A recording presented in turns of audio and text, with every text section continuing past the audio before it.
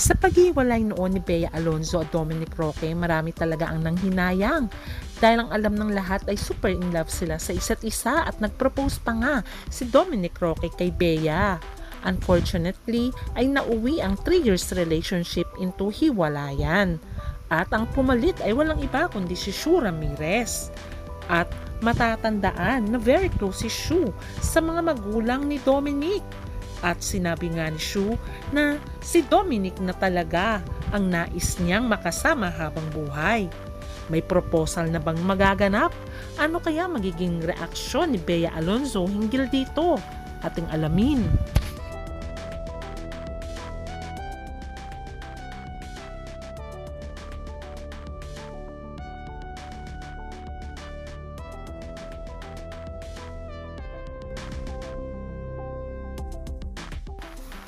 Paano ba nagsimula ang relasyon ni Dominic at Bea Alonzo?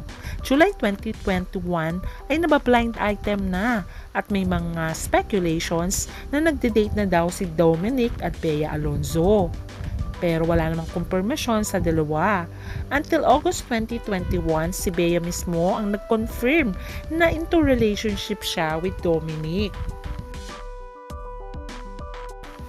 Inamin ni Bea na matagal na sila magkaibigan ni Dominic. Na-develop lang mga feelings nila dahil nga lagi silang nagkakaroon ng trip abroad, especially sa Japan. Pero inamin naman ni Dominic before na crush niya si Bea Alonzo. 22 ay madalas na sa ibang bansa si Bea at Dominic. They went to Italy and Switzerland. Masaya naman ang kanilang relasyon.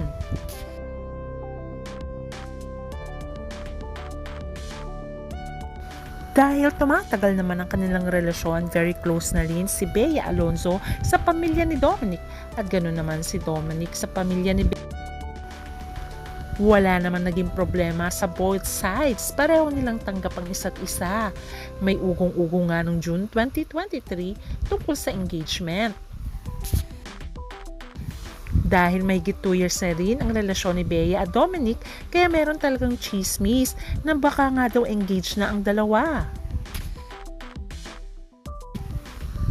Pero nung July 2023 ay dito na nga nag-propose si Dominic kay Bea Alonzo, kaya lahat ng spekulasyon ay naging totoo.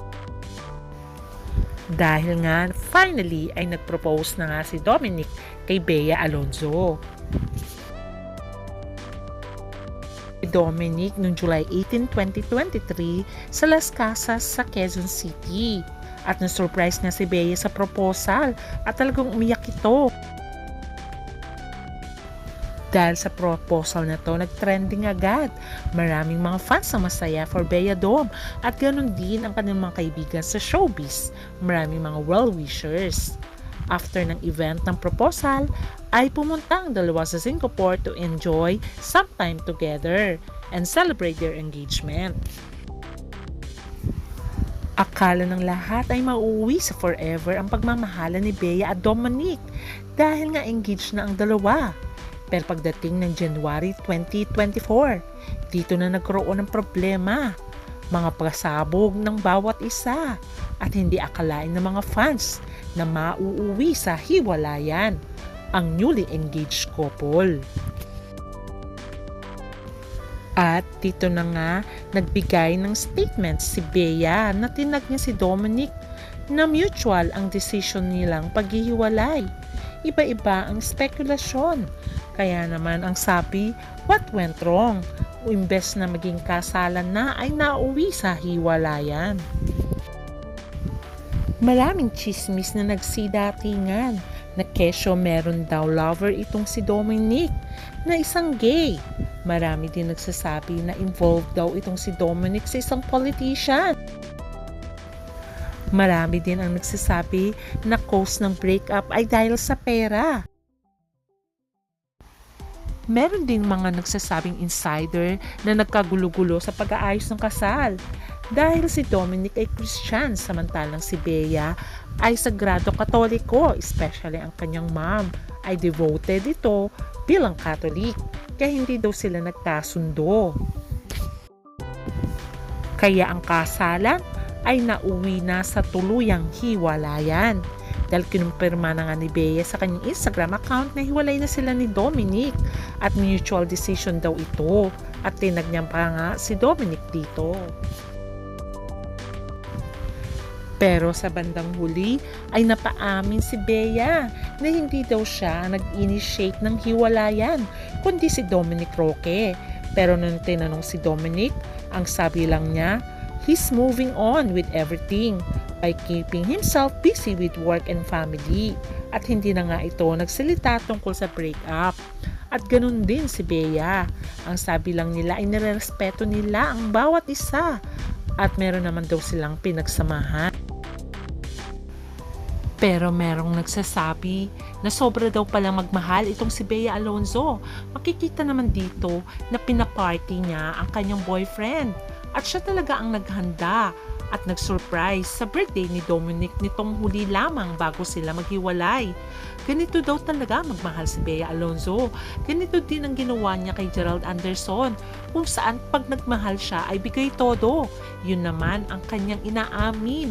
Pag nagmahal siya ay bigay todo. Kaya minsan nagagalit na ang kanyang mommy Mary Ann na sinasabi magtira naman si Bea ng konti sa kanyang puso at sa kanyang sarili. Ang kumpirmasyon ng kanilang hiwalayan ay noong February 2024 kung saan ay nagkaroon sila ng joint statement. Kaya naman, ang mga fans ay nalungkot sa pangyayari. At sa hiwalayang yon ay nag-move on na pareho si Bea at Dominic. Kaya naman nagkaroon na ng panibagong pag-ibig itong si Dominic sa katauhan ni Shu Ramirez. Kaya lang ay nabigyan nga ng kontrobersya ang hiwalayan ni Shu Ramirez sa kanyang dating boyfriend na si Javi Benitez na matagal din sila. Maraming nagsasabi na kakahiwalay lang ay nakahanap na naman ng panibagong pag-ibig. Ganon din naman daw si Dominic. Ilang buwan pa lamang daw silang hiwalay ni Bea Alonzo ay natagpuan niya na ang siyang Shu Ramirez. Kaya ang sabi ng mga fans hindi kaya rebound dito dahil nga pareho silang kahiwalay lang sa kanilang mga minamahal.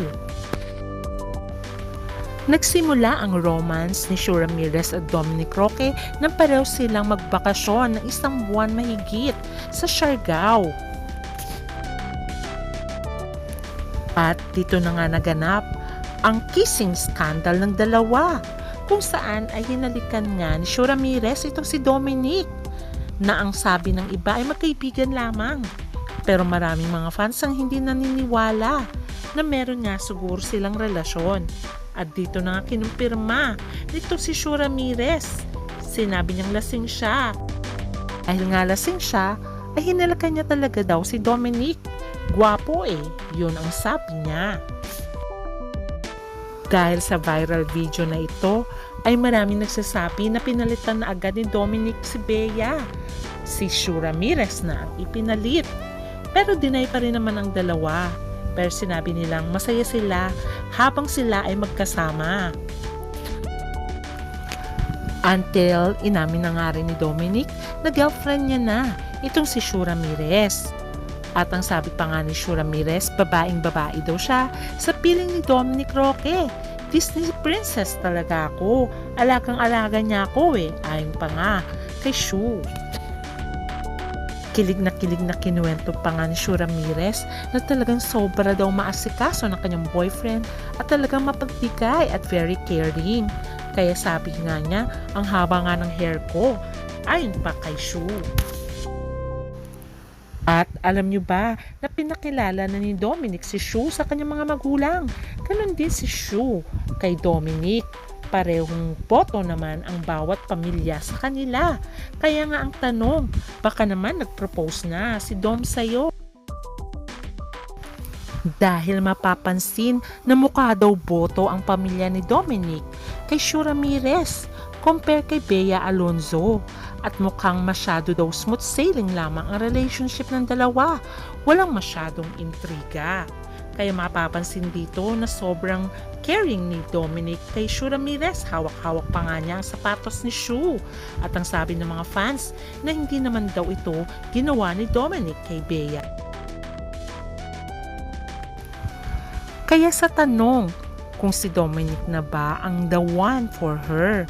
Ang sagot naman ni Shu ay, syempre naman, hindi naman na ako bumabata at seryoso ito. At sabi pa nga niya, wish niya nga na si Dominic na ang the one, ang kanyang makakatuluyan. Nung tinanong nga si Dominic kung si Shu Ramirez na ang the one for him. At ang sabi niya ay, syempre naman, kung sino ang karelasyon ko, gusto ko siya na. At malay nyo, bigla na lang mag-propose si Dominic kay Shu Ramirez. Ano kaya magiging reaction ni Bea Alonzo dito? Iiyak kaya siya dahil nga si Dominic ang nakipaghiwalay sa kanya? At kay Shu Ramirez naman, siya ang nagwagi sa puso ni Dominic. What do you think? Pero sabi ng mga ibang fans naman, pareho nang nag-move on si Dominic at si Bea. Kaya tantanan na si Bea. At ang wish pa rin ng mga fans ay sana matagpuan na rin ni Bea ang totoong lalaking magmamahal sa kanya ng tapat. Kaya abangan na lang natin kung si Shu Ramirez na nga ang the one for Dominic at ang babaeng kanyang pakakasalan na ipinagpalit niya nga kay Bea Alonzo. Abangan na lang natin ang susunod na kabanata. Bye!